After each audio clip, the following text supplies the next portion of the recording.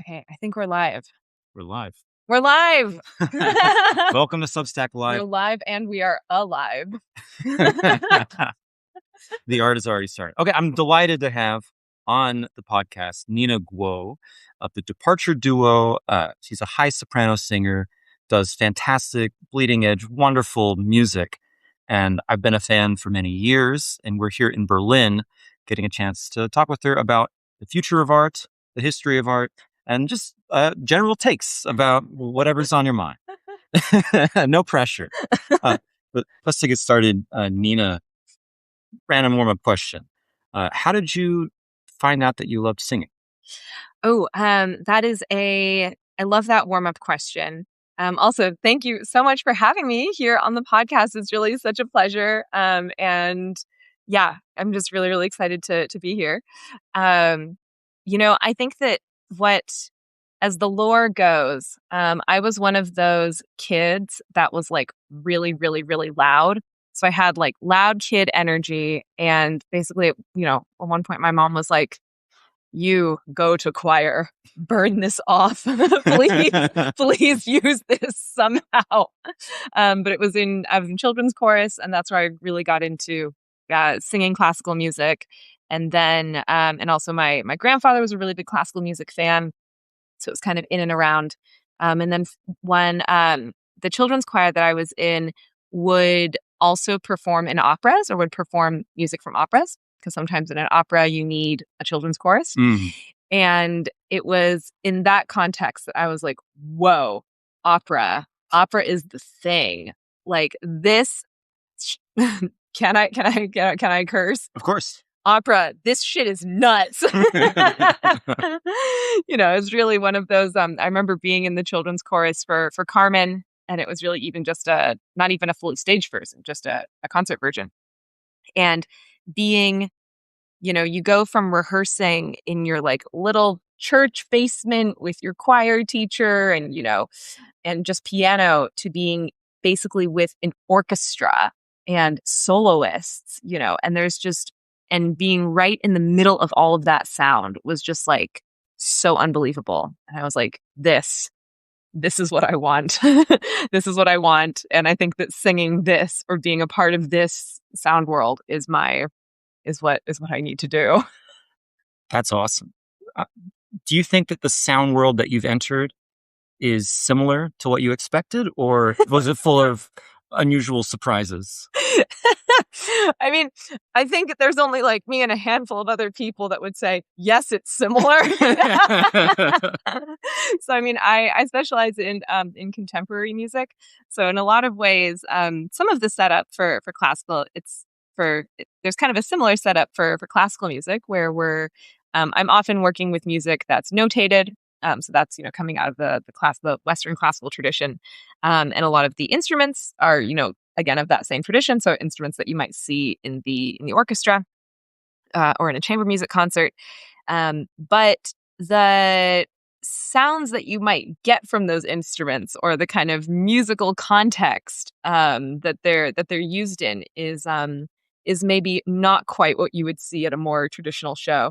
So I'm thinking of in an opera that I did last summer, one of the sounds, in addition to the sounds of the band, were the sounds of, those emergency blankets, the aluminum foil ones. Oh, yeah. They give you like after you run a marathon or like, I don't know, if you've been on one of those like survivalist reality shows. Totally. So they had those and we're like, whoosh, whoosh, like whooshing them around. And in addition, because this was an opera about Mars, the bassist was playing bass, but he had a bunch of helium balloons attached to his bow to try to simulate a lower gravity like you would have on Mars. That's amazing. Something similar, but also something a little different. Yeah, I don't think Carmen's ever played with helium balloons. No, unfortunately not. Okay, I just want to ruin the transcript for a little bit. Is there any chance I could ask you to sing a snippet of a piece that you like? That's a good one. Okay, so this is a very tiny movement from a piece called Folk Songs by one of my favorite composers, Jennifer Walsh. And basically, Jenny wrote two volumes of folk songs with texts, like, of stuff that she just heard on the metro or, out in public. So this is one movement. um, She's the kind of girl who never had a yeast infection. Excuse me, how dare you laugh at my high art music? No, I'm clapping. I'm clapping.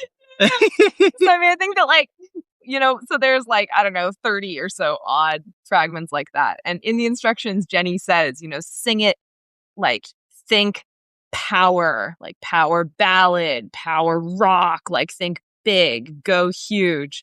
But when you perform them, that's the whole movement. So it's as though that's the whole thing. It starts and ends there. So you kind of have to imagine that, almost as if you've dropped a needle onto a record just for a single moment, that you got she's the kind of girl who never had a yeast infection. So I've actually heard you sing power ballads. I've heard you sing Ives, just really a lot of different things. And to me, it's an interesting path. How to put it? A significant number of people in the audience at the children's choir performances probably don't see contemporary music as the same kind of thing that they're into. Yeah. Do you see it as the same kind of thing? Absolutely. Absolutely. I mean, I think that on the one hand, I think one of the things that I like about singing contemporary music is that I work with composers. And composers, I mean, they're all very different and very different kinds of people, but there is something similar often in the way that they the types of questions that they like to ask about music, or the types of questions that they like to ask about sound. And I find those questions also very, very interesting.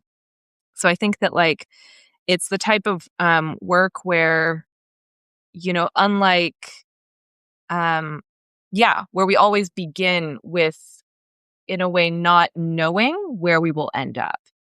And that I find really, really exciting. And I think that musically, basically all the pieces that, that we like of the classical music tradition kind of started in that same way, even though now we're on the other end of hundreds and hundreds of years, or maybe even just 100, of those pieces kind of, now we kind of, they sort of gain a cultural identity that in a way is also not necessarily with the composer. It kind of gets taken out of the composer's hands once the piece is been around for long enough. The piece just becomes its own thing. But it's nice to be at the creation point of those pieces and say hey, who, what if we're gonna make a little musical baby? How tall do we think it should be? Or what, should it have fingers and toes, or Right. whatever? I can ask those questions. Maybe it should have a hook or a wheel. I don't know. I mean, earlier you used the word question in an interesting way, because I think a lot of people, maybe naively, maybe on reflection, think of music as more about feelings than about questions, answers, or beliefs or inquiry. What do you mean when you say that people have questions that they have in mind when they approach music? Yeah, I mean, I think that what's amazing about music, what's amazing about really any of the arts, is that it's kind of both possible and impossible to generalize about it, because it's about all of those things at the same time. So I think that the music is definitely about feelings. It must be. And at the same time, the question part about it, might be, or I guess what part of the process that I'm interested in is let's take a feeling. And that feeling, I think that we might be used to love songs, right? So, we might be looking into, what does it feel like to be in love? What does it feel like to have your heart broken? How about the feeling of, what does it feel like when you're texting with your situationship and you see the bubble appear and then you see the bubble disappear? That's a feeling. It's a feeling. It's a Right? That's real a feeling. feeling. These are all super, super real feelings. So, I think music is a way to express ourselves and is a way to approach any and all of those feelings. And then, once we have the feeling, or we kind of know a little bit, okay, this is, that asshole wouldn't text back, or whatever. Yeah. So then there can be technical questions about that, on a sonic level, which is like, what sounds make me feel that? Or like, what sounds come to mind? What combination of sounds, do I feel like really serve that feeling? So that's kind of the technical level. Do I need a string quartet for my situationship drama? Turns out it's going to be more of a dramedy. Maybe a string quartet's too heavy. Yeah. Maybe I need something else. Maybe I need a rock band. I don't know. Yeah. An orchestral strike. Yeah, exactly. Maybe I need 7 Mahler boxes and everyone's just whamming them as hard as they can. Because maybe that gets to the heart of the matter. But so I think that that's part of the question, which again is, kind of a, on some degree, there's also just, like, I like how this sounds. Let's go with that. Yeah. And you can look into why you like those sounds, or look into why that works, but you can also just let it lie. But I think that a lot of the time there are these kind of like larger questions that, about feelings, or about their lives, about this internal world, that in a way composers, musicians are seeking to answer in some way through these musical expressions. When you talk with collaborators about music, do you talk in the same kind of language that, I don't know, a fan would talk to another fan? I remember watching an interview with a comedy writer, and he said when he started writing for a late night TV show, he was surprised that when comedy writers are telling jokes to each other, they react like, "Yeah, that's strong." Like, that's when you've done well. That's how you know it's landed. Yeah, it's silence. That's good. That's good. That's good funny. stuff. But so it's about the laughter, right? It's about the funny. Yeah. But the way they talk about it isn't laughing. Yeah. Yeah. I mean, I think that like it, everyone's, again, it's like everyone's kind of got a different way of approaching things. But I think that, again, sometimes when I'm talking with people that I work with, we're on kind of a technical level. Right. And, just, I really, my heart goes out to any poor passerby that gets sucked into that technical net, because sometimes it is just like straight shop talk, like, oh, those harmonics are so good, no one. Yeah. Totally. But I do think that, for me as a singer, and this actually might be different than, kind of how a lot of instrumentalists are taught. For me as a singer, we are always going back to feelings. We are always going back to feelings. Because we're almost always working with text. And because when you work with text, or even if you're not working with text, then you're not working with text. We always have to be going back to, who am I when I say this, and why am I saying this? And what is the feeling behind it that has, propelled me to say this, or to express myself this way? And then how does that link up sonically? So I think that maybe when people, are like, this song is is on my breakup playlist, it's like, yeah, maybe it should be, when I'm thinking about a song, I might be like, I hope this makes it onto a breakup playlist, That's how you know you've made it. God, just one. I need just one. Can you tell me of maybe one project that you've worked on in the last, I don't know, 5 years that you found interesting? Oh, I'm a real lucky duck. My cup overfloweth with interesting things. I think that what I feel really lucky to what keeps me interested is that I work with a lot of very different people, and kind of the music that I work on comes in a lot of different contexts. So last year I was in an art piece that's a video, and the section of the video that I'm in, it's called A Cashier's Opera by Annika Kaz, who's awesome. And basically, Annika was really interested in making a video piece about all of the different malls in Berlin, the giant malls, and the one that I was in was an abandoned mall. And so in my section of the opera, or the opera that was also a video, that was also an art piece, I was talking and hanging out with a guy who used to work in this abandoned mall. Huh. And he was so sweet. And he, like, the first part of our scene, he just went off, he was just like giving me a tour of this completely empty construction site, saying like, oh, and here, this is where we had the ladies' things, and this is where we would have Christmas presents, and this is where we da da da. And then my job in this, was to, at the end, I'm in like full opera singer regalia. You've probably never seen me in that before. I've never seen me in that before. I was in like a big sparkly disco ball dress. And I just sing this beautiful aria that a friend of mine wrote. It's in Italian. A friend of mine, living composer, wrote the aria. He said that he wanted it to sound like Donizetti and Wagner had a baby, and he would like really hit the mark. Like, I mean, I don't even know how he nailed it so well. So it should have this very kind of classical sound to it, but I'm singing it with, like kind of piano backing track coming out of a tiny little CD player in this empty construction mall with my boy, with Achim, by my side. And that was super interesting. It's an unbeatable anecdote. That's awesome.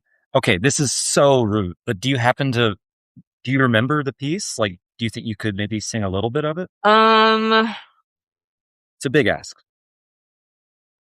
1 second. Oh, fantastic. It's in Italian. I have to look it up real quick. Oh, no, this is great. So I'm from Dallas, Texas. I don't know if I ever told you that. So my parents live right next to like this iconic early mall that closed down. And, like the big public square was this place, North Park Mall. And this is a random story, but I remember when I was a kid, I ran away from home. I think it was like 4 or 5 or something. And, my mom gets home.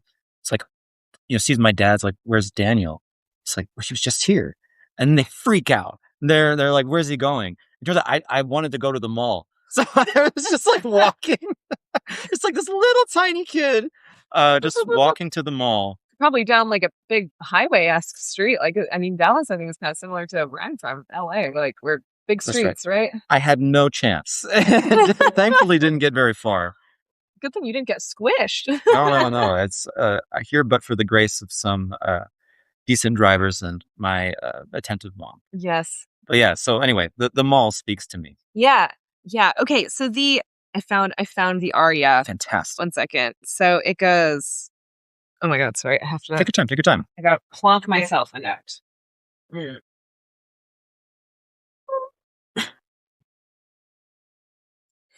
E questa è la fine della storia, il respiro, prima che si alzi il sipario.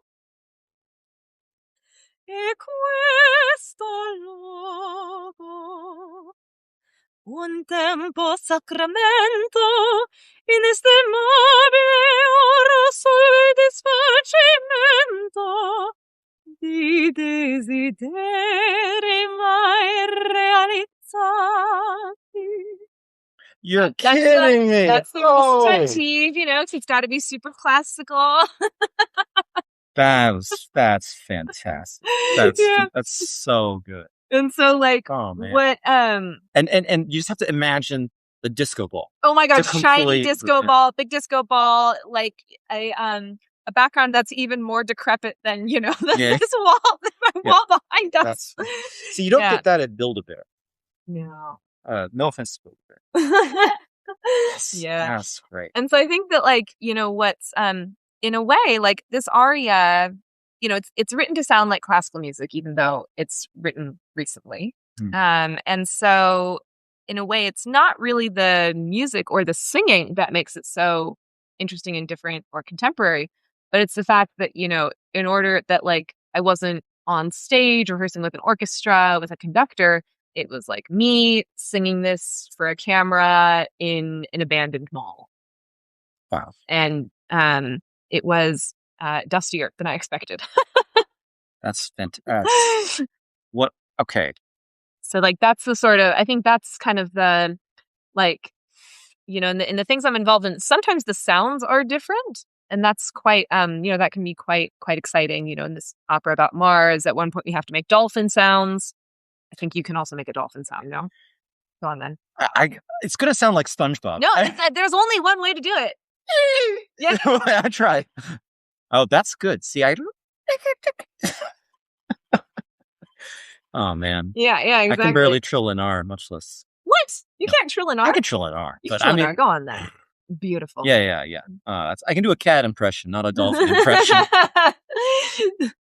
Yeah. So like sometimes the sounds are weird, but like more often in a way, like we still want to make music, and like actually music that makes people feel things, or at least like opens up that access for someone to feel something. And so there's always, I think, a nice, I'm always happy to work on things where there's a balance in a way between like, we want to explore contemporary experiences, like feelings, but what does it feel like to be alive now? Yeah. And yeah. So speaking of being alive now, I'm alive now. And Yeah. something I've noticed is that if you want people to pay attention to what you're doing, either you have to already be famous independently, which is great if you can get it, I believe, or you have to really hustle on social media and, do a lot of stuff that is extrinsically valuable, not intrinsically rewarding. Yeah. I mean, how have you navigated the balancing of like what you have to do to get people to come to the show versus why you got in the game? Yeah. I mean, and then also just out of curiosity, like, you don't have to doesn't have to be just autobiography, but like, how do you think in general that's changed working life for musicians? Yeah. I mean, I think, you and I were talking about this the other day, and so I will say that I have friends who are very good, I would say, at cultivating a social media presence. And part of it is that it seems like they're really having fun with it. I think that they like, whatever, learning TikTok dances, or, they've kind of got their finger on the pulse of which, songs are kind of making their way around the internet, which, trends, and they really have fun doing that. I am not one of those people. My social media presence, I would say, is a good size for the tiny scene that I'm in. I'm in this little micro niche of a musical scene. So, no one's about to, making it big in my field is a little different than like going on a Taylor Swift world tour. But I think that one thing that I was over the last few days, one of the things that I do is I sing with Hildur Gudnadottir, the film composer, and working. And she's someone who, in a way, she has quite a large platform. She's like really, really well known as a composer. She's got kind of her, feet in a lot of different things. And what we were talking about, kind of us together in the band, is, for her, she's, she has this platform and she's so interested in using it to facilitate listening. At the end of the day, she's like, I just, she really believes, and I agree with her, that, listening fosters empathy. And so she's like, I'm really interested in doing anything that I can to get people to listen, because just exercising that muscle is a good thing. So to go back to what you were originally asking, I think that, like in terms of building an audience, of, kind of saying it does kind of, it helps when it goes back to why do I need a huge audience? What do I have to say, or what do I want to make that I really think, I want people to hear or to come see? Why is this important? I think having that as a motivator rather than kind of an abstract, like, once I make it to 6,000, then I'll Yeah. really be king of the hill, is like, it always helps, maybe with actually most goals, if they kind of remain abstract and if it's an artistic goal. You know? Yeah. That actually reminds me of something from philosophy. Thomas Kuhn is kind of best known for this idea of a paradigm shift, Hmm. where like later scientific views aren't just like different in a matter of degree from previous views. When you look back at like Aristotle's theory, it just doesn't make sense. Hmm. It's like a different worldview. Um, but in later work, he was writing about values in science, Hmm. and he said this really interesting thing that like if you try to find objective criteria to pick like a theory of the world, there's going to be way too many theories because you don't have Hmm. enough objective criteria. Hmm. And he said that's why you need to have something. You still want it to be objective. You don't want it to be like you just pick a theory of physics or something because you like the vibe. No? So no? It's like vibes have their place, but No, but like gravity, vibe, am I right? I mean that's literally true according to detection of gravity waves, I think. But I shouldn't be mouthing off about physics. But to wrap up the Yeah. long aside, he says like your objectivity should take the form of kind of values that should be abstract. Mhm. They can't be made too precise, or else they're just a joke. They're not really precise enough. But you don't want to get rid of them, so you have like simplicity or fitting the data, Mhm. and then that guides you. But then you fill it in Mhm. with your own background, like how you got interested in physics, or whatever's something from your own artistic side, or what have Mhm. you. Something about the way you said abstract values resonated with me. Exactly the same. It's exactly the same. This is like the I mean, I think that when I talk with friends of mine, you kind of realize that if, for there there are some people and, for them, like they've just got a laundry list. They're like, I want to sing and perform in these places or with these people, and once I've done that, I'm done. Mm. Like that's great. Um, and that can be, I think often young people feel this way. Like I know that I'll make it once this Yes. thing has happened. But the thing is that like that thing might happen, and then what? Like so, like when we um like my friends and I often talk about it also with auditions, that if you go into an audition and you're like, I must win, or for me, there's a piece that I perform and I'm like, I must nail this. It must be perfect. Like you've kind of set yourself up for that's not really an artistic goal. I will be perfect is not really an artistic goal because that has nothing to do with what you want to say, right, about Mm. the piece. Or that's not something that you can listen for. That's not something, actually, in a way, weirdly enough, you only sort of have control over that. I will be perfect. Yeah. So it's always good to go in with something. I realizing that I could definitely not be perfect. Yeah. Well, it went more direction of I will recover with grace as someone who often trips. So one other question on this topic. Is there any advice that you either do already give or that you would give to somebody who's new to the music world Mhm. and wants to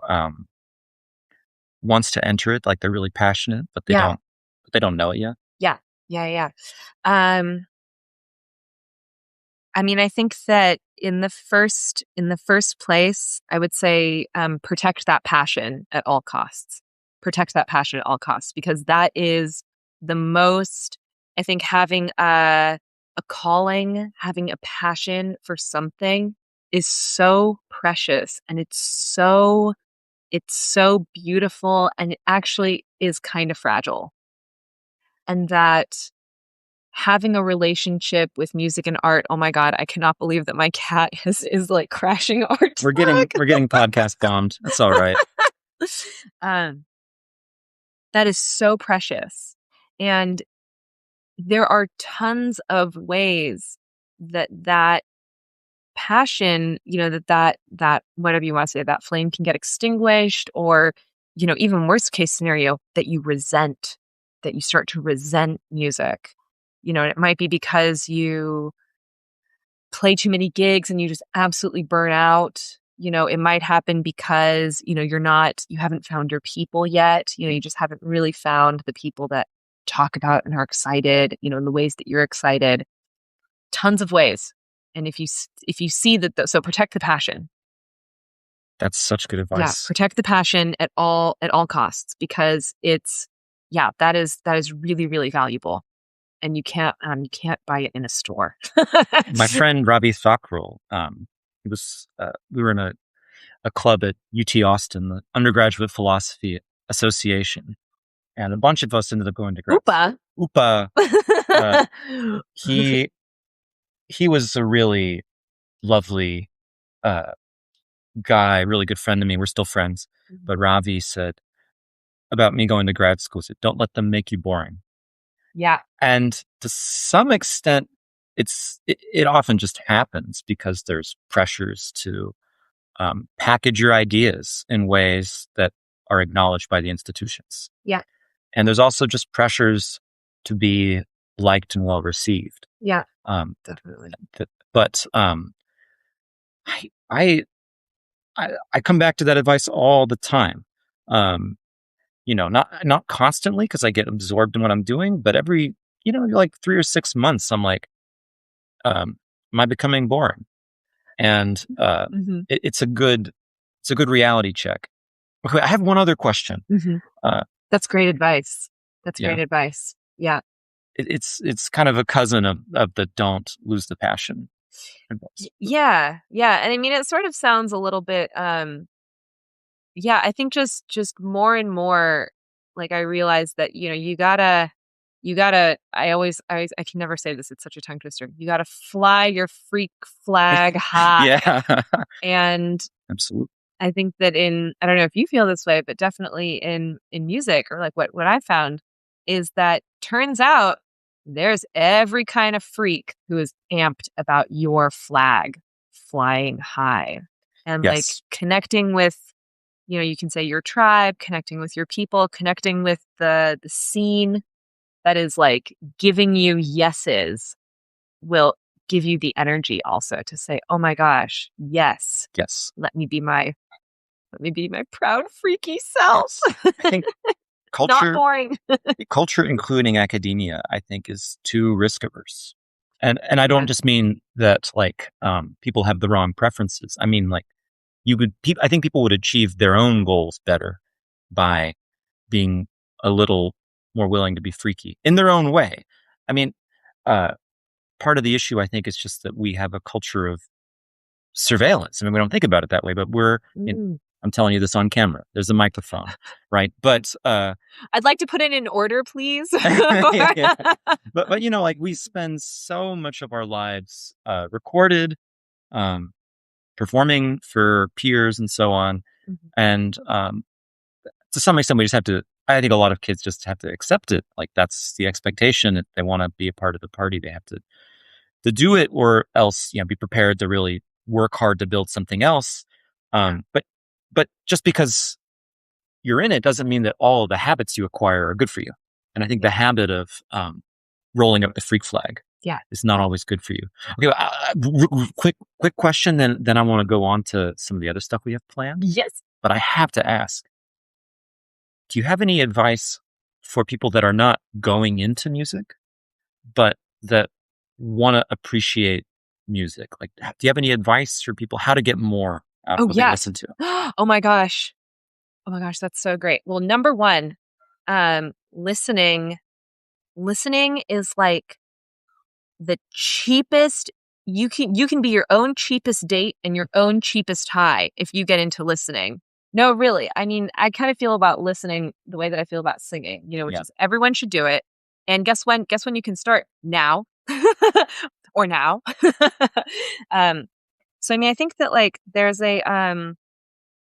something that in the field that I'm in, which is contemporary music related to contemporary art, something that I have found really valuable, this is kind of something that I'm borrowing from one of my favorite composers, John Cage, is kind of, you can think of it as an exercise or, really kind of opening your mind, opening your ears to the idea that you can listen to the world like it's music, so that like, and I think that, and that can be, I remember a friend of mine once like posted something. He was living in New York and he posted something like, I hear three sirens, like my neighbors yelling at each other, someone clomping up and down the stairs. Thanks a lot, John Cage.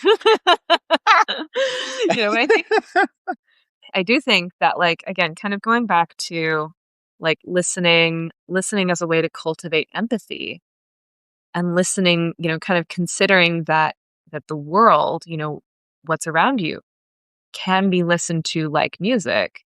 These are already like pretty big and abstract, and they're not things that happen like boom, oh yeah, I get it. You're not suddenly enlightened. The thing is you just keep doing it, and you're like on a miserable bus ride, or whatever, and you're like, what? What if I just pretend that I'm listening to a piece of music right now? You know? What if I just notice? And our brains are such pattern makers. They love patterns so much that your brain will start to make the piece for you because, someone will cough and then, someone's bag will shift. And all of a sudden you're like, wait, that's kind of a neat little pattern that just appeared out of nowhere. So I find that quite magical. That's if you want to get into like the really weird shit. But I think that if you want to get into more things, listening is always the first step. And gosh, everywhere has an underground. There are basement shows happening in every basement at every corner of this world. And your local whatever, coffee shop, your local Facebook listing, whatever. There are shows happening. And it's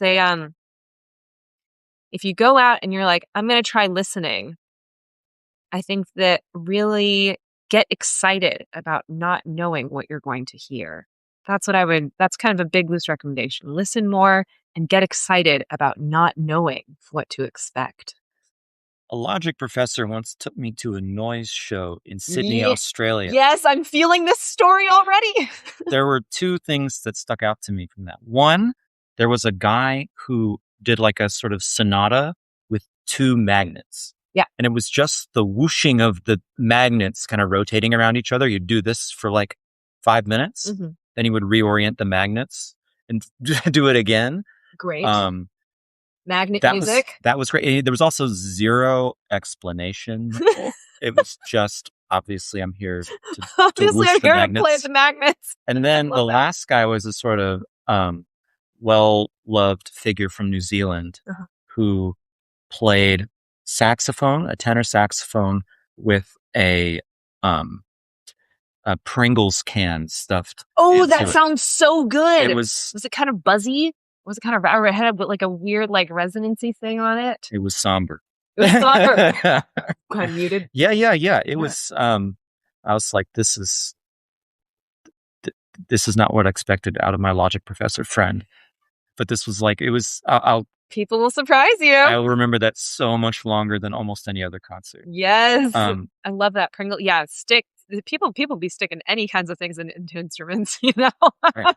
Speaking of John Cage. Okay, now I wanted to ask you about an article from a few years ago by Jason Farago called Why Culture Has Come to a Standstill. Yeah. So I remember this being quite a buzzy article when it came out in the New York Times, now almost 3 years ago. And the subtitle was, A Times Critic Argues That Ours is the Least Innovative Century for the Arts in 500 Years. That doesn't have to be a bad thing. And I found this article really stimulating when I first read it. Like, it was just taking a bigger swing, and the guy was writing at a higher level than a lot of opinion articles that I'd been reading. And given the topic, it feels like the perfect article to be revisiting in hindsight. You know what I mean? So totally. I just wanted to ask you, point blank, and feel free to pivot to any other takes you have, but do you think that culture's come to a standstill? No, I remember you and I were talking about this. I remember I read this same article, and I mean, I do wonder. I kind of wonder who wrote the title. I wonder if Mm. it was if someone was like, "Ooh, we better get clicks on this one." Um, Again, there's that balance, right, between like getting the attention yeah, and yeah, doing yeah, the thing. yeah, yeah. I mean, I think that like I don't think that culture has come to a standstill. I can definitely say that for sure. And I checked out this. I reread this article so that I would so know maybe know what I was talking about a little bit. Um, and I I have to say I'm not super convinced, or like I'm not really sure what what Farrago is expecting that is different than what's going on. So just a little background. Farrago starts with this, example of Young Lady in 1866 by Manet. And it's this, meant to be this super contemporary painting at the time where, she's wearing something that would never have been depicted in an earlier time. And, the brushstrokes are impetuous in a way that they wouldn't have been at an earlier time or so. So, Oh my god, impetuous brushstrokes. yeah, you wouldn't see that in an 1856 painting. But the idea is supposed to be that like this push to do something really new, where like finding a new form is no longer what's driving art, and in part because of just the availability of technology that lets you listen to this humongous archive from the past so cheaply, sometimes without paying anything. Mhm. Um, the art of the future is just getting outcompeted by the art of the past. And he gives was one interesting example, Amy Winehouse, Mhm. where it's very kind of self confidently going back, uh, Yeah. and that's so that there's this idea of like we're just on this Ferris wheel now, and that's going to be the rest of culture Yeah, that we're forever. just kind of recycling, old we're just recycling. It's to me, to give you the TLDR, Please, it yeah. felt a little bit like we're not, his argument is that culture is somehow no longer dedicated to new in the way that it once was. That we're mostly recycling. I do find it a little he lists Back in Black, Amy Winehouse's album as, kind of this example of, this like turning point crux almost for the 21st century, for how she's kind of referencing a lot of old music, but she's also kind of, got a kind of fresh perspective on it. A little unfair to, you know, I don't know. He's like, this piece of thing really stands out. It's like, yeah, it's like the greatest breakup album of all time, like that album is so good. Um, I think what I And he's not saying yeah. necessarily that all the culture today is bad, just that Yeah. it's like more forgettable and more familiar. Yeah. Yeah. I mean, I think that what I didn't really, I mean, this article, to be honest, didn't resonate with me the first time I read it. It did not resonate with me. That's okay. This also Doesn't this have to. this That's time, yeah. makes it way more interesting. Yeah. To kind of consider, I remember reading this the first time, and I don't even think I made it through the whole thing. I think I rolled my eyes and I was like, dude, culture doesn't suck. You're just going through a divorce, Like it really reads a little bit like, someone thinking like culture's at a standstill. It's like, no, your life is at a standstill. Like, I mean, to be that's to be fair, I feel like a lot of the great moody art of the world was inspired by small personal, oh totally. things. Oh yeah, yeah, yeah. Yeah, Uh, totally. no, Totally. not dissing breakup art. Oh no, no. Breakup art is Or great. I do wonder sometimes which great works of philosophy came out of the breakup. Oh, that's what you should be asking in all of your classes. In fact, maybe you need to make a poll. Which great works of philosophy came out of a breakup? Yeah. I, Because that's a great motivator. the other thing that seems to be inspiring is like, successful relationships and families and so on.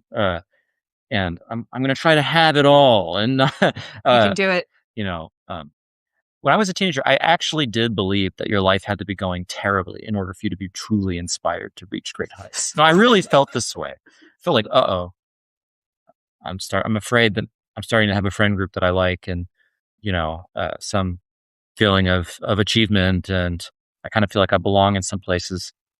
Never gonna make it. It's all I downhill I from really here. felt that, but now it feels almost comical. In fact, it feels absolutely comical. Yeah. Okay, but about Oh, the Farrago. Go yeah. ahead. So, I mean, I think that what I find a little confusing, maybe I think about the conceit of this article, is he kind of starts off and he's like, "We're about it feels to me like he's saying, we're about a quarter of the way in and it doesn't look promising." And I just find that a little, and he kind of cites, this like there's someone, someone else has written great stuff about, this golden chunk from 1870 to 1970. He's like, Mm. oh, it's just not the same as it was. And it's like, dude, if you're a quarter of the way into anything, I don't know that you can be giving an evaluation, like number one. I don't think Yeah. anyone I think that is preposterous to say that you're a quarter of the way into something and to say that you know where it's headed. Something also interesting, revisiting the article, is the idea that culture is going to be in a standstill in 2026 feels so wrong because of AI, if nothing else. Like, I'm not saying that it's going to be, a glorious golden age of human creativity, but it's going to be very different. And like the idea that we're not going to be able to place artworks from the 2020s, I think is going to Mhm. probably not turn out true in time. Like, yeah, You can already place memes from the early 2020s. I mean, you totally. can you can see them. No, like I remember I was talking with a friend and she was like, "Ha ha, remember, like remember the Doge meme?" like, Oh yeah, that one yeah, became very real. yeah, Uh, yeah, uh, yeah. I mean, what are some of the things? I mean, AI slop, I think, is highly distinctive. Oh yeah, yeah, yeah, yeah. Absolutely, Yeah, absolutely. Yeah. though also kind of depressing. No, totally. I mean, I think that you gotta take that's the thing about the times is like you gotta take the times as they are, the trash with the treasure.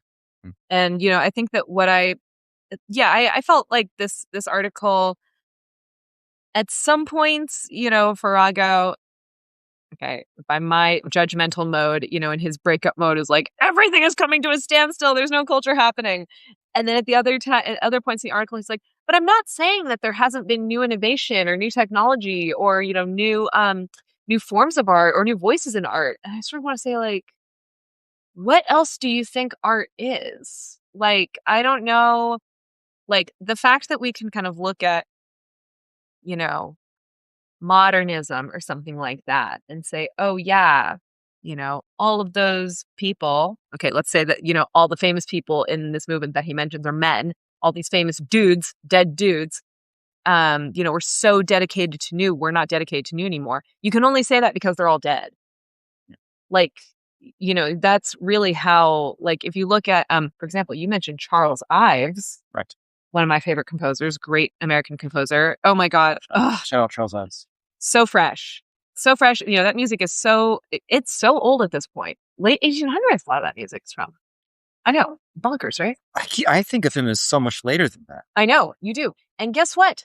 He was not recognized in his lifetime, like at all. I think that, at the end of his life, the New York Phil played a piece of his. It was really only towards the end of his life that he Oh, was wow. kind of recognized for as a composer, as the kind of composer that he is.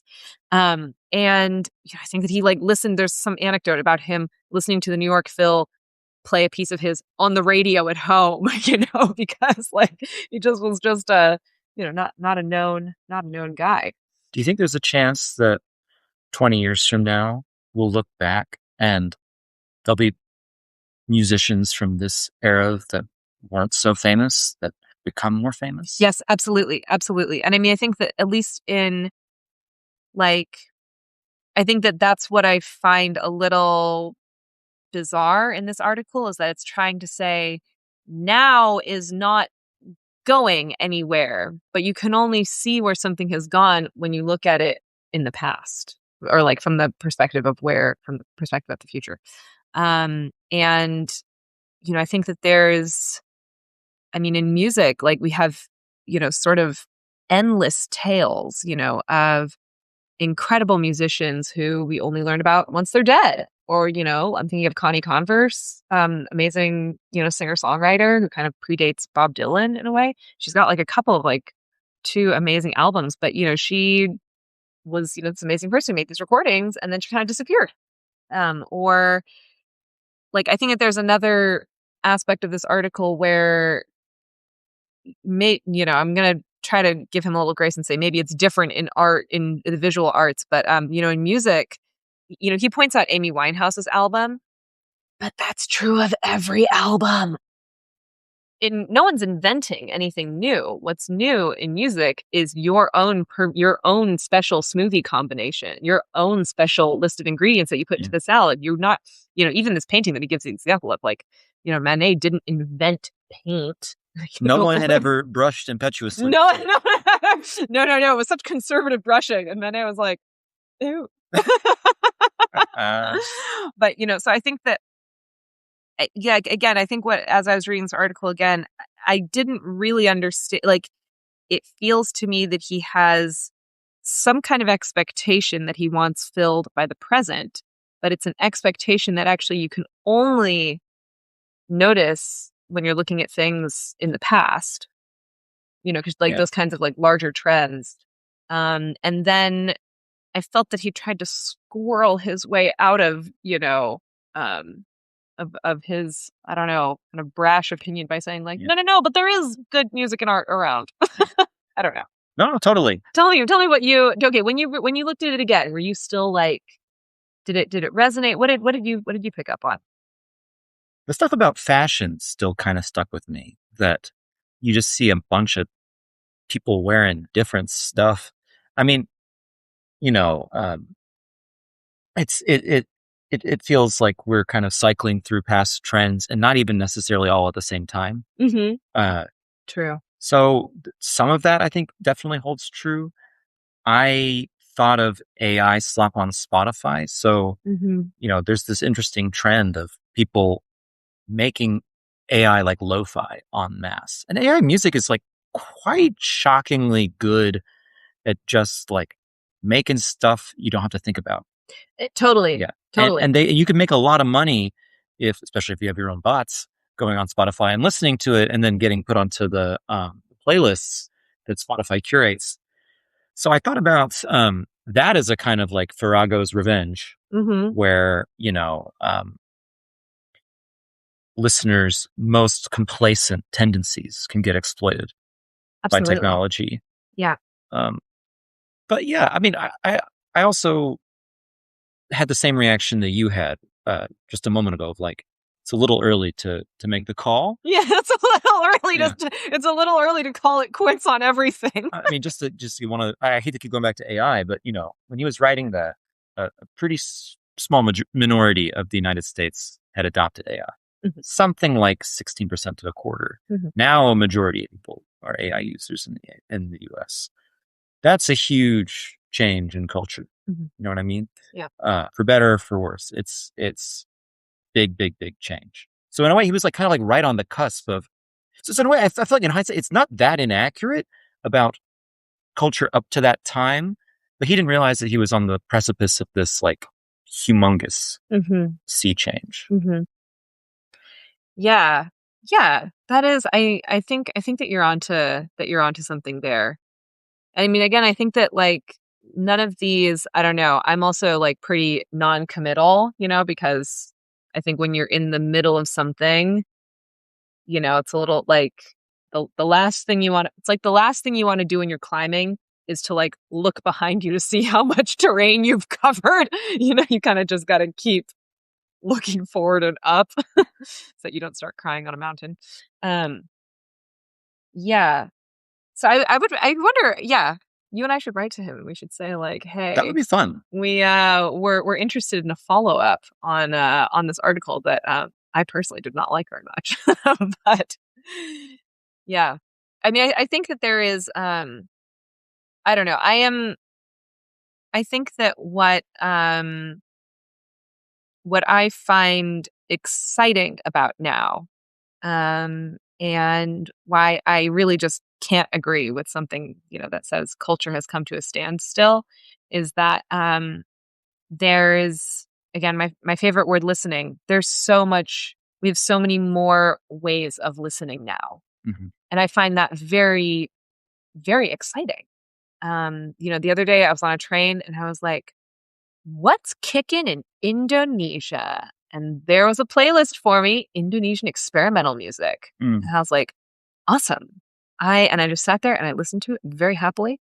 So I think that there is like, yeah, in a way, for sure there's too much. But I think that also we have created more ways. There's like ever more niches where people can connect, right? Where Hmm. the Hmm. freaks can agree Yes. on flying their flags. For better or for worse. And I'm just gonna say for music, I'm delighted by that creation, that we can, kind of listen to more music than ever before And and find our tribes. also preserve more music than ever before. Yeah, true Like, that. I mean, I think you don't have to have a ton of resources now to record a very high fidelity piece of music Totally. and put it online where it can be discovered Yeah. um, much more easily than ever before. It's not always necessarily going to be found, but it could be stumbled on. That's right. And I mean, I think that, like, to add on to your point, you could be I just love that now, like, the access point for making music is much lower than it was before. Like, I have a friend who just, like, almost, I mean, he's an unbelievable musician, and he grew up in Jamaica, and he was like, yeah, basically, he was taking piano lessons from someone local, and then he was just going and watching like every single masterclass on YouTube. He didn't Mhm. have it. It wasn't within his, like, resources at the time to go and like travel to master classes or to, travel to any of these places. But he could basically just like soak up all of those Yeah, classes through the internet. I find that really, really amazing. it's amazing. Yeah. I have a couple more questions, Yeah. miscellaneous, from Miguel Montes. Ooh, great. So he said, this question is very much stolen from Tyler Cowan. What fraction of people that go to the opera actually enjoy the opera? And then bonus, is this different in, say, Berlin versus London? Oh my God. I have no idea. I'm not taking a poll afterwards. You can see if they seem to be enjoying Yeah, it, I know, I That's know. about all you can Just do. checking the faces, how quickly are people running out? Um, I don't know. I think that, okay, who's the question from again? Miguel Miguel. Montes. Miguel, it sounds like I think you should go to the opera. Not to, be too high and mighty here, but like I want your thoughts on the opera that you go and see. And keep in mind that, like, going to an opera is a little bit like going to a movie, like, kind of depends on the opera that you go to. Yes. Um and so really, what percentage of people like it? I would say that, like, for me, most of the time I like when I go to the opera. Sometimes it's a bit shit. Yeah. Sometimes you're like, oh, sometimes Mm. I kind of feel like the soloist, it can happen that the singers are kind of phoning it in. That's kind of a bummer. Or sometimes I look at the production and I'm like, ugh, Yeah. I think that looks ugly. But I might say one thing and not say the other. So I might say, God, these singers sound so good. I cannot believe they gave them such ugly costumes. you know Right. like, or God, I think this music is so awesome in this one moment, and then the next moment you're like, oh geez, well, we've been in this scene for about 5 minutes too long. Yeah. Yeah. Like, Yeah. let's wrap it up here musically. So um I got another question for you from Miguel, yeah. which is, how important do you think it is to understand the lyrics in classical music? um not important-ish. So, like, in classical music, there's usually a practice, where, like, we know that no one understands the lyrics. I don't understand the lyrics. Are you kidding me? No one understands the lyrics. So usually if you go to a concert, like if you go to a recital or something, in your program, the lyrics will be printed there. So you get a little heads up beforehand, just so you kind Mhm. of you can skim. If you go to the opera, they usually have like subtitles. Nope, it's above.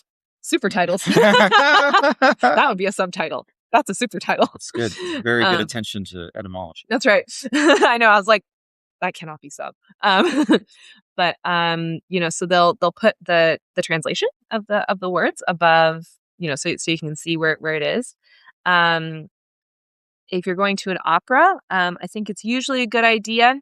You don't have to read a whole book about it, but check the Wikipedia page and just get the broad strokes of the story, because like anyone going to the opera, to a classical opera, would have known the story before they went in. Mhm. That's maybe a little. I kind of like compare it to like the Marvel universe. If you go to see a Marvel movie, at this point, like a lot of fans, it's kind of floating around that you kind of know generally who the characters are, generally who the villains are, kind of their relationships with each other. That's what it would have been like for an opera audience going to see the opera. I love it. The, you know, Puccini, operatic universe, No, totally. No, no, no. Absolutely. Absolutely. Yeah, yeah, yeah. No, people would have like it would have just sort of been like in this, yeah, in the same way that like you and I'm assuming know who Superman is. Oh, yeah. And we know that, what's the one thing that weakens him. Kryptonite. That's right. So like I don't remember the last time I went to a Superman movie, but are you a Superman fan? Is that so? But we just kind of know these things. That's how it would have been for like opera, for classical opera audiences going to see like Figaro or something. You would have just kind of known. So it's good to kind of be familiar a bit with the story. Check the story a little bit. Skim the lyrics if you can. And if you're really, if you're at an opera and you're really like, you're really like, oh my Jesus, what's happening here? You can always check the lyrics. Yeah. Hot tip: you're going to see the word love and death in spades.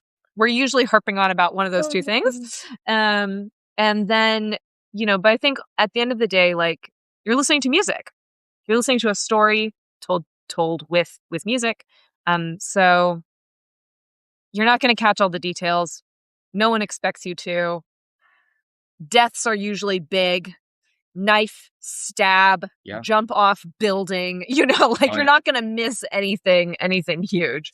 What do you think you take away from an opera on a good night, where it's like, that was a good Yeah. visit to the opera. Yeah. What does that feel like for you? I mean, I think that for me, opera is at its best when it is going big. Opera is an art form that is like bigger is better, baby. Yeah. And so when I go to the opera, if there is some giant fantastical set, a giant moving piece, crazy lights, I'm like, yes, I am here for big. Put the light in my eyes, beam me up. So I love that. And then also I think that it's when you go to see opera, it is everything is unamplified. That's, so anything that you hear someone singing is unamplified, not a single microphone. It's just their normal little human mouth and their maybe not so normal, like vocal cords. Right. But that's just a normal person standing there singing in a way that thousands, sometimes thousands of people can hear you. That's crazy. If you think about physics, Yeah. if you think about the physics of it, that's nuts that can happen. And so, and then the miracle that is that happening at the same time that like, I don't know how many people are in a pit, 60 people are playing their instruments all at the same time. It's just amazing. It's like a miracle that it happens. And then it can also just sound really beautiful. Like, someone singing about falling in love for the first time. Like in one of my favorite operas, in Rigoletto, there's an aria sung by the leading lady, Gilda. And she's basically singing, she's met a guy. She's met a guy. And she's like, oh my God, I like really like this guy. and she's going, that sweet name. She's like, ah, that name, just that name is like so good, you know? So it's like a little bit like, you know, when you meet someone you like, and all of a sudden you're like, anytime you just hear that like variation of that name, you're like, ah. Yeah, totally. And so it's like about that feeling. Now, what she doesn't know is that it's a fake name. And that dude is actually a villain. Terrible, terrible. But we in the audience, we know that it's a fake name. And we're like, oh no, girl. You know, when you see your friend and she's getting so into her favorite bad habit pattern type. Oh, yeah. And you're like, no, girl, no. So we're with her, but we feel so. So that's what the opera can do for you. You see yourself and your friends. I'm now also convinced that you should do audiobooks. Or phone books. Really, any sort of reading of things to people. No!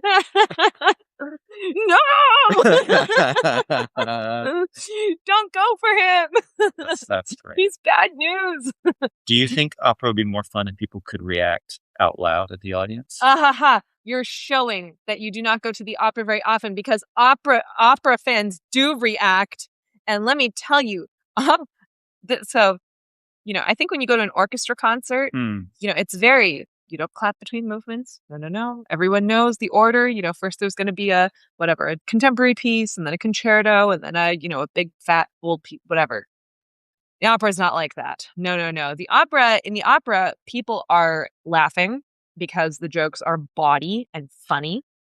You know, there's a lot of like sex jokes, a lot of like physical humor. You know, it's the bar is low. You know, we're up there screaming. Like, you know, we might as well just make it a silly time. Opera audiences, if someone has just like sung their face off, people clap, you know, like because it's awesome. Sometimes the singers do encores of what they've just sung. Let's just completely break the story here because they're just feeling it. They're like, you know what? You people loved it. Let's do it again. That's fantastic. Because opera singers are extra. I like that idea that we all need a little extra in our lives. You know, I think that like, I'm not saying that every opera on earth is my favorite opera or is the best opera. But I think that like what I like about the opera and what I like when I go to the opera also, I usually don't go very dressed up because it's not really my personality. But I think that when I go, I see other people sometimes dressed up, like people our age, younger people, older people. And I've talked to people who say, you know, like, I love going to the opera. It's just kind of a fun thing for me to like feel kind of fancy, you know, even if you got your tickets for free or you're sitting in the cheap seats, whatever, like put on those like fun shoes, you know, that like you kind of got for someone's wedding and you're like, oh gosh, I like never wear those, but like I kind of love them. The opera's it's actually a good place for us to do that because it is really big. It is really extra. I think also it's for the performers also, you know, on stage, it's a place where we see often big extra performers, you know, and big extra performances. It's kind of like, I often find, not always, but like it can be a similar energy performance wise to like drag performers, you know, where you're just like, wow, yes, I am like, so that person is just hollering at the top of their lungs and I am so here for it. More. Can I ask you for a few recos? So, totes. You know, I usually ask people on the podcast for an academic book or paper that they love. God, please do not. I think you're the first non-academic that I've actually interviewed. So I want to ask you about your own version of the sacred text. Yeah. So this does not have to be for, you know, anybody else but you, but like what's a piece that you really love? Yeah. I'm going to plug a piece that I'm actually working on releasing right now. But I think that if anyone wants to go out and listen to it, just for themselves. There are some really fantastic recordings of it. It's a piece called Three Voices by Morton Feldman. It is not an opera. And this piece really changed my life. And like I said, right now I recorded it and I'm getting ready to release it. So if you love the piece and you want to hear my version, then you can wait a little bit. But basically, it's so the piece is about 50 minutes long, 50, and it's just one singer 3 times, 3 voices. That's the 3 voices. And the 3 voices get layered on top of each other. So you get this very uncanny kind of sound, as if you could have a choir, a little a cappella group of triplets, identical triplets. And in general, like Morton Feldman is a very, very important composer for me. Like I just love his music. I think it's really, it checks all the boxes. He's kind of famous for pieces that are extremely long and extremely quiet. One of his most notorious is a string quartet that's about 6 hours long. What? Yeah. So, I mean, really, my, 3 voices clocking in at about 50 minutes is nothing. But a Morton Feldman piece, Okay. you might go and it might be about, 90 minutes, 70 to 90 minutes. So it's all the way through. It's not opera, but it's still extra. Oh, yeah. Oh, look, turns out you can be extra even if you're being quiet. That's awesome.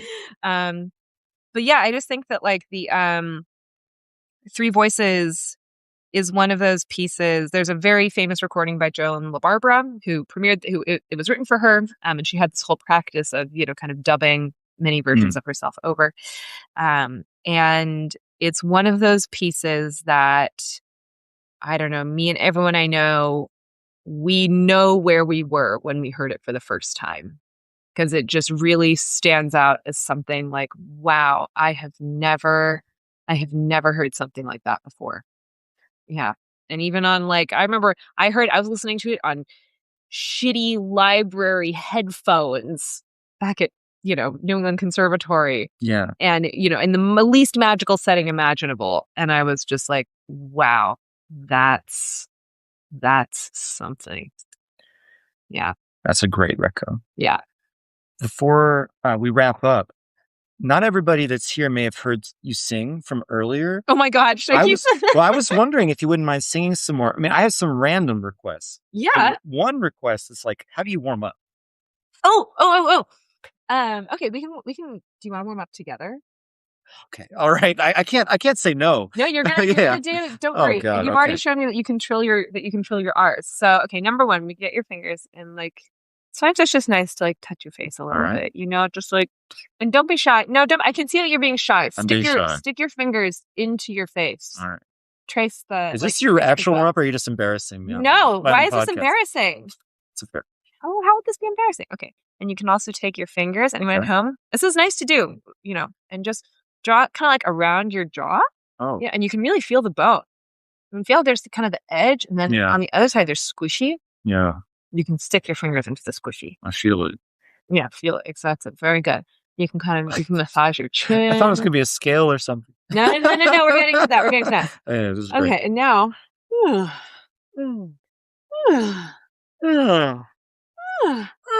Stick out your keel.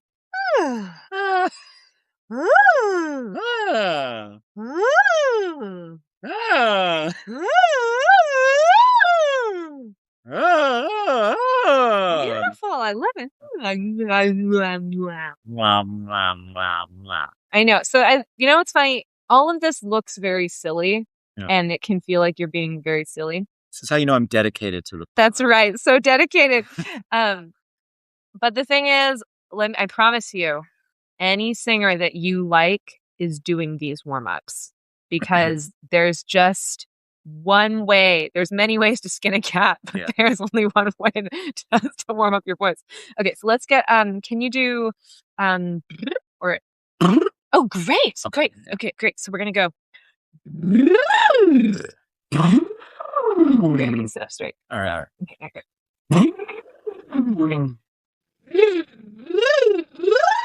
Oh my God. Can you do it? I feel like the cameras aren't capturing the sheer bloodiness of Nina's lip. Yeah, it helps if you do it with your hands. Great. Let's do that again. Wonderful. Okay. And now we're going to go, we're going to do that same thing, that same shape, but we're going to go woo, woo, woo. Woo, woo. Beautiful. Do it again. Woo, woo, woo. Woo, woo. Beautiful. I love it. Okay, now we're gonna go. So we're gonna go. We're gonna use your. We're gonna go.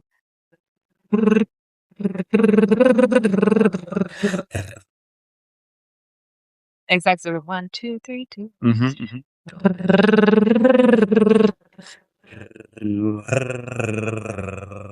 Da. We're going up. Da.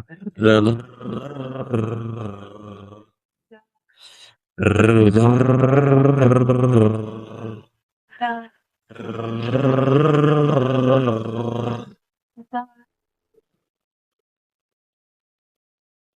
Oh my God, so high. Shake out your shoulders a little bit. Okay. Yeah. Yeah. I feel, I'm not going to lie, considerably more relaxed. See, cheap. You can do it whenever. Do it now. Oh my gosh. Cheap, free. It's free. You can do it. You can do it whenever. Yeah. I'm going to clip that and upload that because I think people need to know how it takes like 2 minutes to make yourself way less inhibited and make your tongue feel a little bit tingly and your body just feel a little bit better. Yeah. I mean, it's basically, for anyone that's kind of, into mindfulness, meditation, honestly, even like prayer, I think is kind of under, falls under this category. Huh. But, singing is breathing with attention, right? Like, I think that we like when you're a listener, we get to experience the joy of someone breathing out, basically, we hear them singing. Yeah. But, for singers, that's only half the story. Yeah. Because you're always just breathing in order to make that, and so I think that it's always, it's always simple, actually, at the end of the day. It's just attentive breathing to a certain degree. With sound. With tingly tongue on the other end. That's such great advice and wisdom. Is there anything that you feel like singing now? And if you want to make me sing a scale or something, I'll do it. I don't want to leave you out completely. Let's see. Well, anything. It can be anything. It can be anything. I'll have to see what I'm working on right now. Great. Sit up straight. No, that's good. This is, getting free advice here.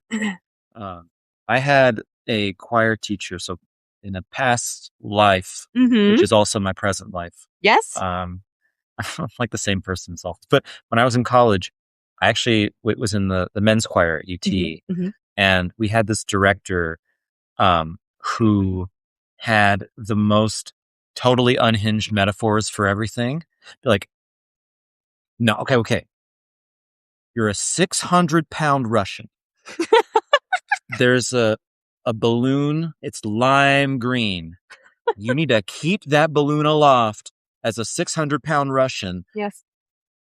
With the air flowing over your soft palate. I'd be like that kind of stuff. Yes. And I just remember thinking like this guy is pushing the limits of human language to get us to sing stuff. And also just like what counts as like just philosophically, when is it true that I am keeping the balloon aloft with my singing? You know what I mean? Like I love the lengths to which people go to get you to sing stuff.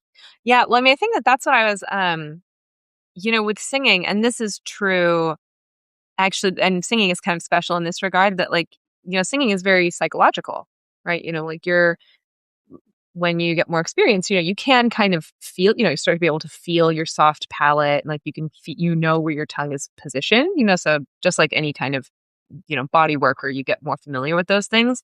But in order to get there, or, actually the whole practice of singing is basically creating a series of images that are going to allow your body to do. Because if you actually, most of singing, you cannot feel, right? Like there aren't nerve ends where most of the stuff is happening, and you can't see it located in space like you would with an instrument, right? Like you can't locate or feel a part of your body in space. It's all, and on top of that, we're talking about sound production coming out of your mouth. Turns out that the thing you might want to use, your ears, are pointed in totally the wrong direction for you to be a good judge. So, when you're singing, you're like really kind of hoping that that it's all working, because you just have to trust feeling. Yeah. This, you just have to say, am I truly 600 pounds right now? I think that I'm actually picturing myself more as 200, and that's not what I need. And not even Russian. 600. And not even Russian. God, I gotta reconcentrate here. Oh man. Yeah, those are great though. And and with singing, this is true for, a lot of the performing arts, but like, with singing, the best singing is uninhibited, right? Yes. And turns out if you're trying to get sound out of your body, it's so hard, not to listen to yourself, even though, again, you're the worst judge with your ears, which are pointing in the wrong direction for the sound. It's just like, it's not helping. So you're constantly listening to yourself, worst position. And also, anyone who's ever tried to listen to themselves knows, who is the harshest critic? Exactly. Yeah. So singing is all about loading yourself up, or someone else loading you up with images, so that while you're there saying, am I truly a 600-pound Russian right now? Is the balloon line green, or am I picturing an olive green balloon? As you're doing all those crazy things, you're also just totally relaxed, and just the sound is coming out. I'm going to be thinking about this image point for a long time. Like, I'd say there's something really fascinating about that, about like, you don't have like proprioception for where the magic is made. Yeah. And I feel like you're right that with instruments, there's clearly, it's more there. But I feel like with instruments, it's also true, no? That like the sound goes away. We're all looking for the sound to go away from you. So in a way, the musician is always the worst to decide about the sound, to understand the sound. I also wonder about writing. When it's on the page, you can read it, right? But the words often just come to you, and that's as hidden as your vocal cords. Oh yeah. So anyway, I love that point about images. That's so cool. Yeah. It's all about getting out of your own way. That's because I think this is probably also true with writing. Who's the harshest critic? Oh yeah. You would not believe, I've deleted more than I've written. Like, it doesn't seem possible, but also, this is my new podcast pointer. This is free, solid gold advice. If you just a few times before interviewing, my guess is it'll be 400% better. Mm-hmm. I feel much more willing to talk and be silly. Yeah. Why don't we warm up for other things in life? Oh my God. For music. We should warm up for everything. I think everything should be warmed up for,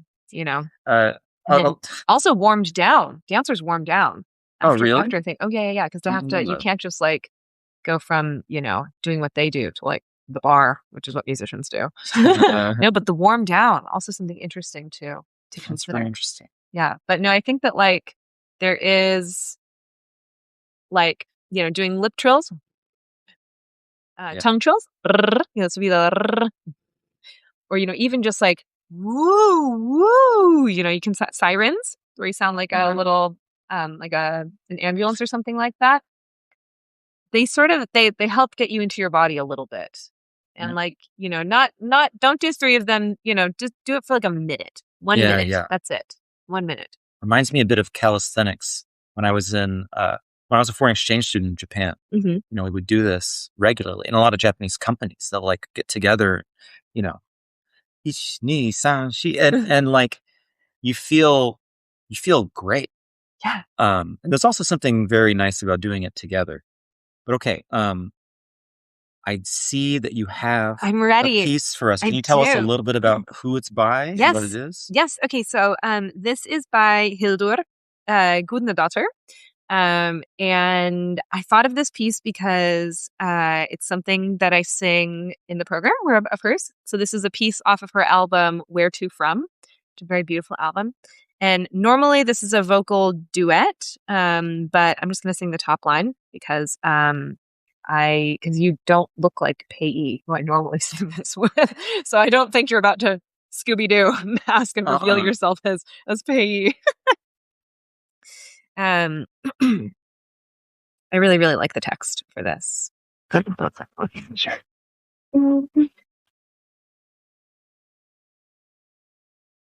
I am trying to learn and listen and speak with the person inside me, inside me, inside me.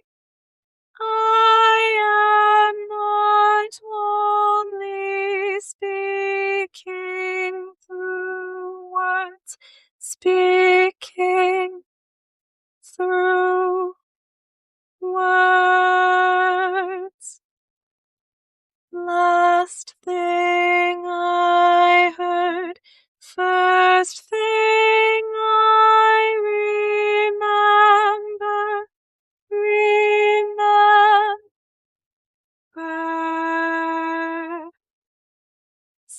Second thing I hold close, I hold close, hold close.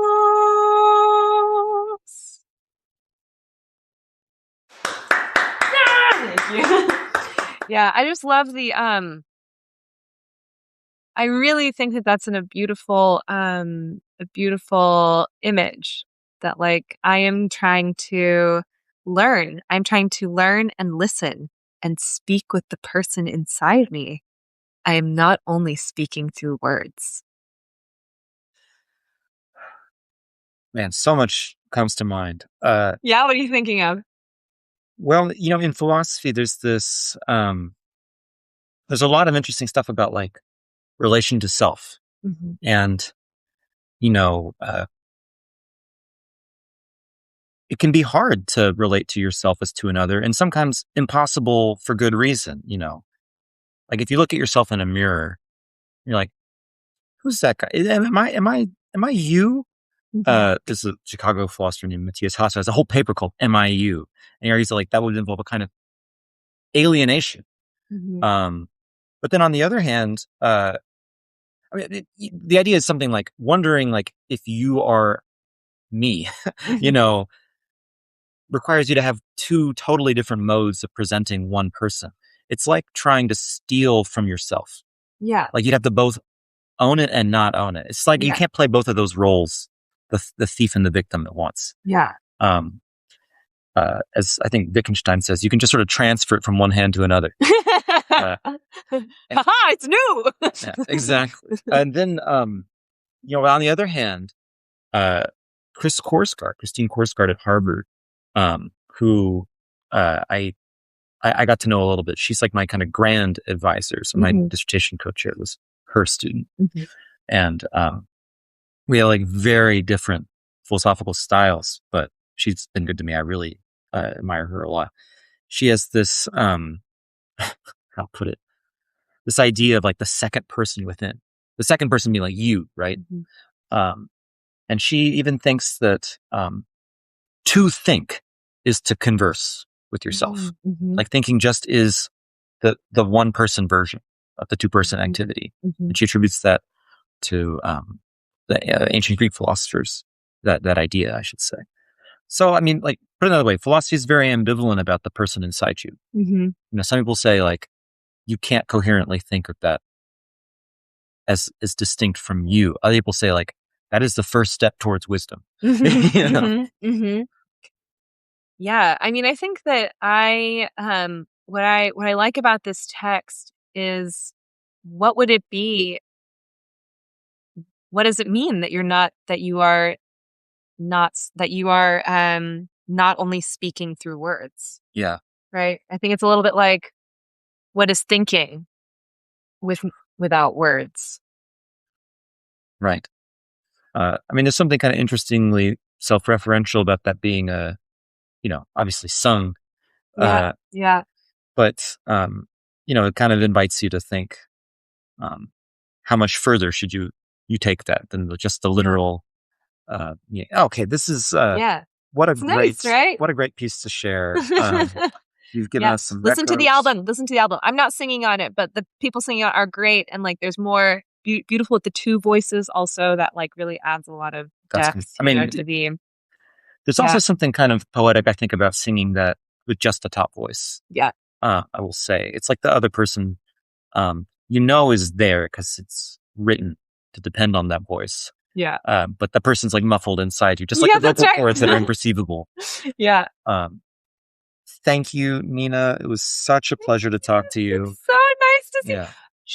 Can we tell them how long we've been Oh yeah, friends? we've been Or is friends that for a long we've time. been friends for a long So trying to think time, where it which goes is back. so We've been cool. friends, I want to say, since maybe fall of 2014. That sounds right. Yeah. Yeah, that sounds right. And from the start, I was getting new music recommendations Oh my God, I from you. can't believe I've dragged you into No. You were down like this rabbit writing. hole. You were like writing names of composers and like leaving them next to me while I was like eating my sandwich. And I saw you perform at a house party or like a Oh house yeah. show. I remember, and I don't know if I ever told you this. I overheard people at the show, like on a smoke break outside. Someone mentioned Nina's like, yeah, she's like she's the real one, something like that. It was like it was funny because people didn't know that. Finally, That that $10 that I paid that guy paid off. I mean, it was just great to hear. Like when you get to hear people talk about, I don't know, like your family or your partner or something, Mm. uh, as if you're not around. It's like, oh, that's cool. Um, and yeah, I mean, I heard you perform Ives at I think the NEC, Mhm. New England Conservatory, and yeah, that was to this day one of the most moving concerts I've ever been to, and yeah, so I've been a friend and increasingly a fan and appreciator over the years. So I'm going to include some links to your pieces when Great. I post this. Mhm. I might ask the composer that you just sang a piece from if they can get Yeah. permission to share Yeah. the video. Otherwise, it'll be a special live stream exclusive. I think it'll be fine. It'll probably be fine. I think it's fine. Well, it depends. It basically depends on how much composers check their email. It's definitely fine. Okay. And so we go way back, and Yeah. we're now coming to you from Berlin. So you're based in Berlin, That's right. and do you have any upcoming performances? Yes, I do. 1 second, I have to think.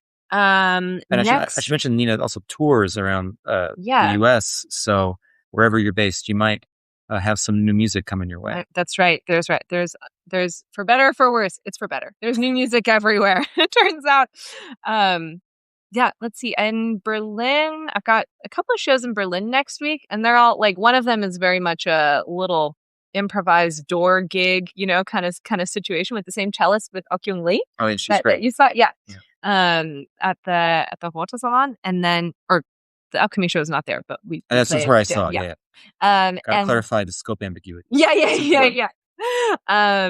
And then I think a couple of shows at Akashstadtplatz, also in Berlin.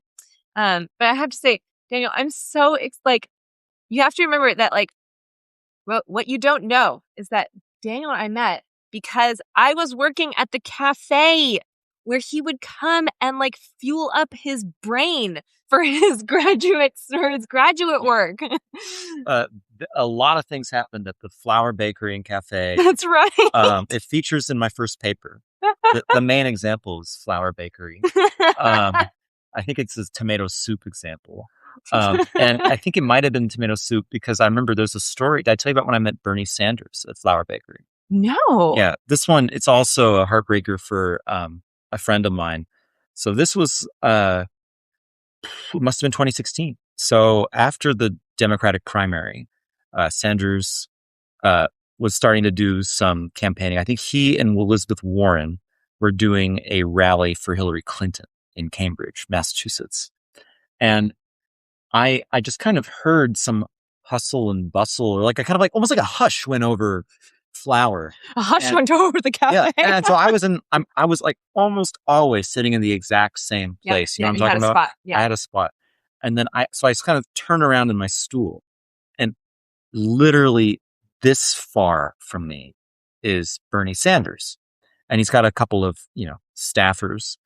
And he was such a celeb at the time. I remember, a couple of like girls came up to him and were in tears, and we're just saying like how much, Bernie meant to them. And then he was like, "Thank you." He was 0% interested, which was, I thought, very interesting, and also Yeah. consonant with there's a new kind of like biography that just came out, where the story of the author meeting Bernie, it's like exactly the same.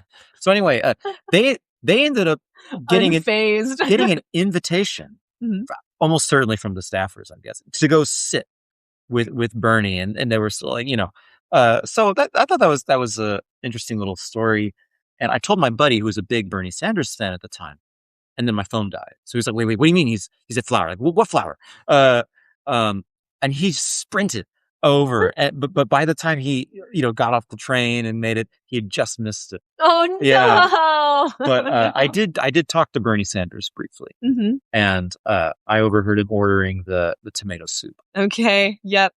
Yep. I think I sort of remember when that happened, because I think like I don't think I was working when Bernie came in, but I think I That's came in right. like the next day or something, and everyone was like, "Bernie Sanders was here. He ate at our place." No, Very exciting. this was in the People's Republic of Cambridge. You have to remember, like, uh, there literally is a bar called People's Republic in Really? Cambridge. Oh yeah, you never went to the Where People's is Republic? that?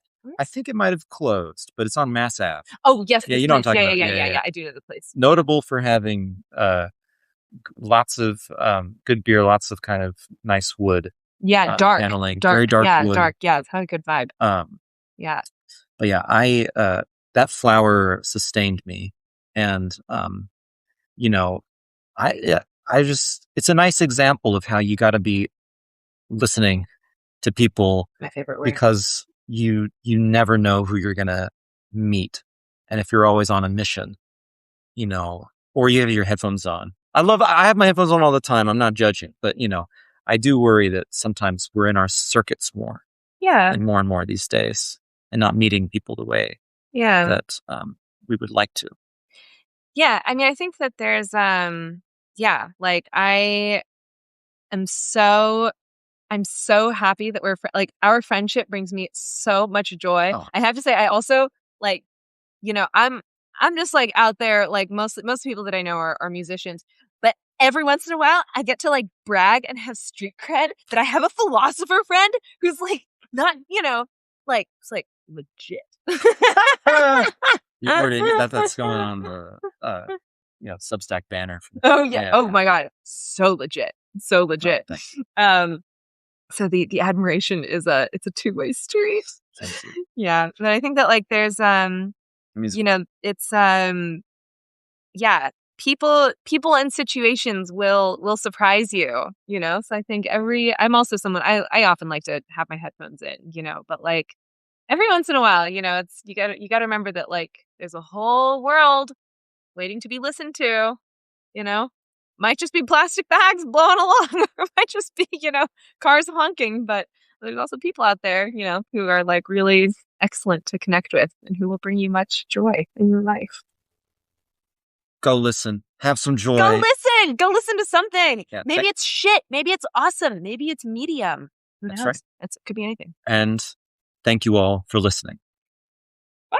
Thanks, Nina. Oh, yeah. Oh, yeah. Bye, everybody. Bye.